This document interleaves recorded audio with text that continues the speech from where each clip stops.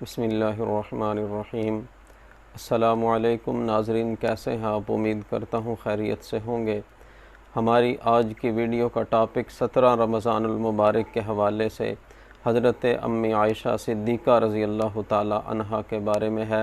بعض روایات میں یہ ملتا ہے کہ 17 رمضان کو ان کا وصال ہوا، اس لیے چند باتیں ان کی ذات مبارکہ کے حوالے سے عرض کروں گا۔ انشاءاللہ سنیے، بہت فائدہ ہوگا، ایمان تازہ ہوگا۔ اور اس سے پہلے یہ گزارش کروں گا کہ اگر کسی نے میرا چینل ابھی تک سبسکرائب نہیں کیا تو وہ کر دیں اور بیل آئیکن کو دبا دیں تاکہ ہم بار بار ملتے رہیں۔ سیدہ طاہرہ حضرت عائشہ رضی اللہ تعالی عنہا کا مقام اس طرح بلند و بالا ہے کہ اس کی مثال چراغ رخ زیبا لے کر بھی نہیں مل سکتی۔ کریم آقا صلی اللہ علیہ وسلم نے حضرت عائشہ رضی اللہ تعالی عنہا کے بارے میں فرمایا کہ عائشہ کو وہ دوسری عورتوں پر ایسی فضیلت حاصل ہے کہ جس طرح سرید کو دوسرے کھانوں پر، سرید ایک بہت اعلیٰ غذا سمجھی جاتی تھی حضور اکرم صلی اللہ علیہ وسلم کے دور اقدس میں، کہ روٹی کو شوربے میں بھگو کر وہ کھانا تیار کیا جاتا تھا، اور عرب کے اندر یہ مشہور تھا اور وہ بڑے شوق سے اس کو کھایا کرتے تھے۔ کھانوں کا سردار اسے کہا جاتا تھا۔ تو حضور صلی اللہ علیہ وسلم نے سرید کی مثال دیکھ کے فرمایا کہ عائشہ کو دوسری عورتوں پر ایسی فضیلت حاصل ہے جس طرح سرید کو کھانوں پر۔ سیدہ عائشہ صدیقہ رضی اللہ تعالیٰ عنہا کا ام المومنین ہونا، خدا کا خود آپ کا نکاح کروانا، اور حضور کا یہ فرمانا کہ سرید کو جیسے کھانوں پر فضیلت حاصل ہے اس طرح حضرت عائشہ کو دوسری عورتوں پر فضیلت حاصل ہے، اور فرمایا کہ آپ کی مثل عورتوں میں سے امت میں کوئی عورت نہیں ہے۔ سیدہ طاہرہ کے یہ فضائل ایسے ہیں، آپ کو پوری امت میں یہ نمایاں مقام دلاتے ہیں اور ممتاز کرتے ہیں۔ ایک سیدہ طاہرہ کا مقام وہ ہے جو خدا کی نظر میں ہے، اور ایک وہ مقام ہے جو مصطفیٰ کی نظر میں ہے۔ اللہ رب العزت نے حضرت عائشہ صدیقہ رضی اللہ تعالیٰ عنہا کے بارے میں 17 آیات سورہ نور کی نازل فرمائیں۔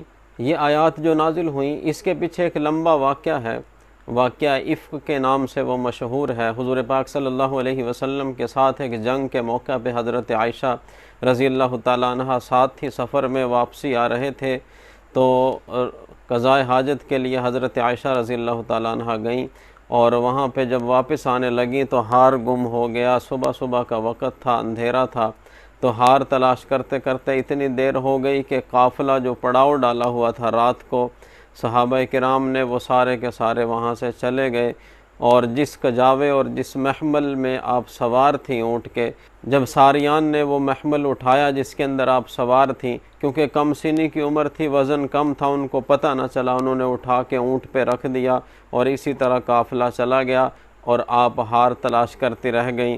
جب آپ واپس آئیں ہار تلاش کرنے کے بعد اپنے مقام پہ، تو دیکھا کہ قافلہ نہیں ہے، پریشان ہوئی، چادر ایک تھی آپ کے پاس، وہ اوڑھی اور وہاں پہ لیٹ جاتی ہیں۔ حضرت صفوان رضی اللہ تعالیٰ عنہ کی یہ ڈیوٹی ہے، جب قافلہ آگے چلا جاتا ہے تو پھر وہ پیچھے سے آتے ہیں، سامان وغیرہ اکٹھا کرتے ہیں، اگر کوئی کسی کا رہ جاتا ہے تو وہ دیکھتے دیکھتے جب آئے تو انہوں نے دیکھا کہ کوئی چیز پڑی ہوئی ہے۔ جب قریب ہوئے تو دیکھا کہ وہ تو حضرت عائشہ رضی اللہ تعالیٰ عنہ تھیں، تو انہوں نے اپنی اونٹنی کو بٹھا دیا، اس پہ حضرت عائشہ کو سوار کیا اور قافلے کے ساتھ جا کے ملا دیا۔ یہ مختصر سا واقعہ ہے جو ان آیات جو نازل ہوئیں اس کے پس منظر میں پیش آیا۔ اب اس سے آگے کیا ہوا؟ عبداللہ بن ابی جو منافق تھا، منافقوں کا سردار تھا، اسے جب پتہ چلا اس واقعے کا، اس نے حضرت عائشہ رضی اللہ تعالی عنہا کے دامن عصمت کو داغدار کرنے کی کوشش کی، اور الزام لگا دیا کہ حضرت عائشہ کا دامن عصمت پاکیزہ نہیں ہے، وہ داغدار ہے۔ اس طرح کی باتیں کرنا شروع کر دیں، بے حیائی کے الزامات لگائے اور پتہ نہیں کیا کیا کہا۔ آہستہ آہستہ صحابہ کرام میں، مدینہ میں لوگوں کے اندر یہ بات مشہور ہونے لگی، اور اتنی مشہور ہو گئی کہ حضور صلی اللہ علیہ وسلم تک جب یہ بات پہنچی تو آپ صلی اللہ علیہ وسلم بہت زیادہ پریشان ہو گئے۔ حضرت عائشہ رضی اللہ تعالیٰ عنہ کو پتہ چلا، وہ اپنے گھر چلی گئیں۔ ہر کوئی اپنی اپنی سوچ، اپنی اپنی رائے، اپنا اپنا مشورہ دے رہا ہے، کوئی کچھ کہہ رہا ہے، کوئی کچھ کہہ رہا ہے۔ حضور صلی اللہ علیہ وسلم بہت زیادہ پریشان ہیں، حضرت ابو بکر صدیق بہت زیادہ پریشان ہیں، حضرت ابو بکر صدیق کی اہلیہ حضرت ام رومان بہت زیادہ پریشان ہیں، اور حضرت عائشہ رضی اللہ تعالیٰ عنہ کی پریشانی کا تو کیا عالم ہوگا۔ یہ کوئی معمولی اور عام چھوٹی بات نہیں تھی کہ نبی کی بیوی ام المؤمنین حضور کی زوجہ محترمہ پہ تہمت لگی تھی، یہ کوئی معمولی بات نہیں تھی۔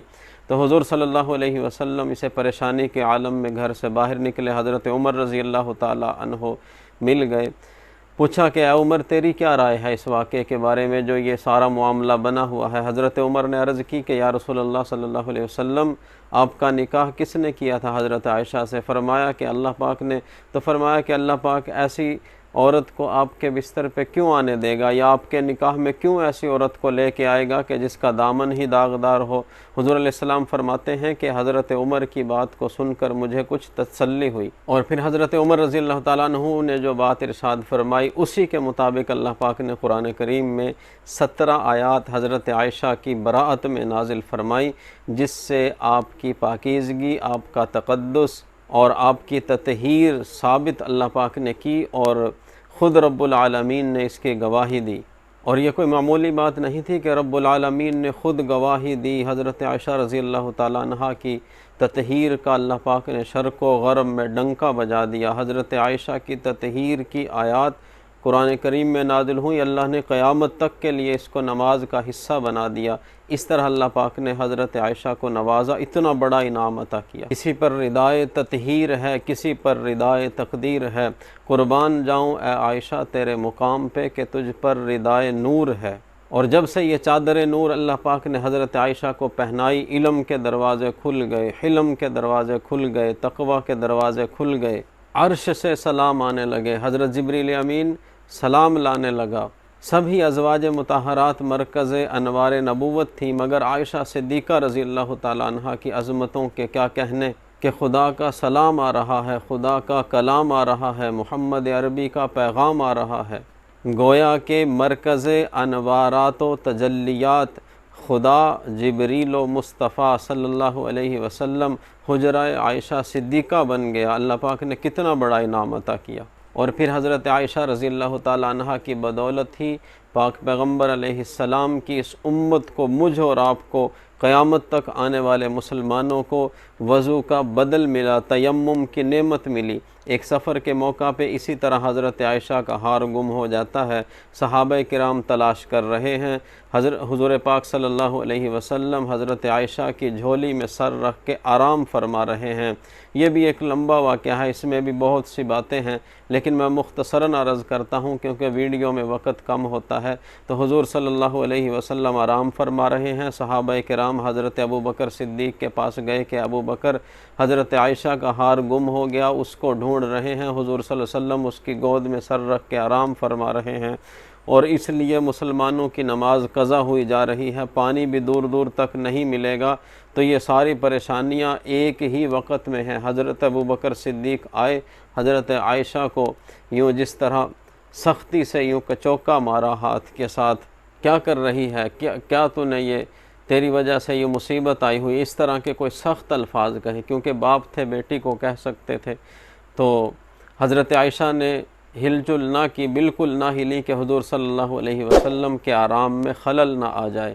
تو یہ سارا معاملہ ہو، ادھر سے وقت تنگ ہوا جا رہا تھا نماز کا، تو اللہ پاک نے آیات نازل فرمائی اپنے محبوب صلی اللہ علیہ وسلم پہ، جن کے اندر اللہ پاک نے سورہ نساء کی آیات ہیں، ان کے اندر اللہ پاک نے تیمم کا حکم دیا کہ اے مسلمانوں، اگر پانی نہیں ملتا، یا بیمار ہو یا معذور ہو یا کوئی خطرہ ہے پانی تک جانے میں، تو تیمم کر لیا کرو وضو کی جگہ۔ وضو کا اللہ پاک نے بدل دیا، یہ حضرت عائشہ کی برکت سے امت کو ملا۔ تیمم پر میری ایک تفصیلی ویڈیو ہے، اس میں طریقہ اور تیمم کے مسائل میں نے بیان کیے ہیں وہ بھی لنک ڈسکرپشن میں دے دیا گیا ہے، وہ بھی وہاں سے جا کے دیکھ لیں جس کو ضرورت ہو۔ تیمم کا طریقہ اس میں اچھے سے سمجھا دیا گیا ہے، اور تیمم کے مسائل، کن کن صورتوں میں تیمم کر سکتے ہیں اور کن صورتوں میں نہیں کر سکتے، یہ ساری باتیں اس ویڈیو کے اندر موجود ہیں، وہاں سے جا کے دیکھ لیں۔ تو حضرت عائشہ کی برکت سے حضور صلی اللہ علیہ وسلم کی امت کو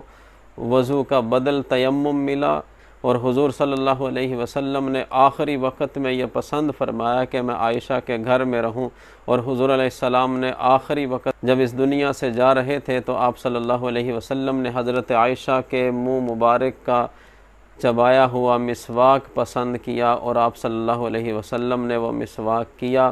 اور حضرت عائشہ رضی اللہ تعالی عنہ کے بے شمار فضائل و مناقب کتابوں کے اندر موجود ہیں۔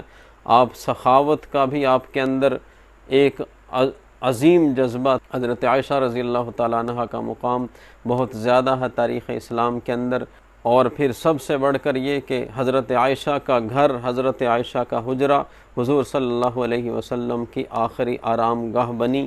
یہ سارے کے سارے اعزازات، فضائل، مناقب حضرت عائشہ کے ساتھ مخصوص ہیں جو اور کسی کو عطا نہیں کیے گئے۔ اللہ پاک ان کی ردائے نور کے سائے میں ہمیں بھی قیامت کے دن جگہ عطا فرمائے، آمین۔